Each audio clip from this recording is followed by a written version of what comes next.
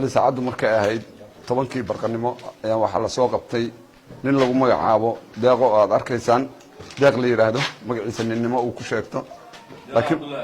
laakiin magaciisa dhabta la yiraahdo deeqo Cabdullaahi Aadan oo in muddo magaaladan ku noolayd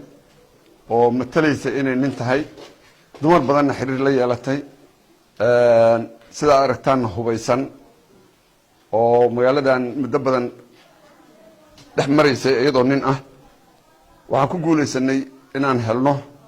muddo dheer ka bacdi inaan gacanta ku soo dhigno deeq oo magaciisu deeqa yahay baaritaan dheer ka bacdi waxaan ogaanay inay tahay qof haween ah ujeedada iyo danta ay kala haydna wali hadda baaritaan bay ku jirtaa waxaan noo cadeeyay ciidanka booliiska haween baa ku jira baaritaan ay ku sameeyeen baa waxa ka soo baxday inay tahay qof haween ah waxay u isticmaali jirtay nin ahaan oo qalabka ninkay ka dhiganaysay dhexdu ugu xirnaa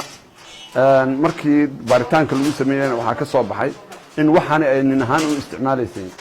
iyada waa su'aali kartaan inay dumar tahay aniga hadda af jooga lama adeega iyada waa joogtaa inta lagu soo eedeeyay oo ay jidha dumar baana qofka waxaan u watay dukaan baa leeyahay dukaankan ku waardiisto meel koondar qofna kuma dilaan qofna wax kuma yeelo gabadhan gabar cunug iyo ayadoo nafteeda haligaysa baan gurigeyga keenaan DMI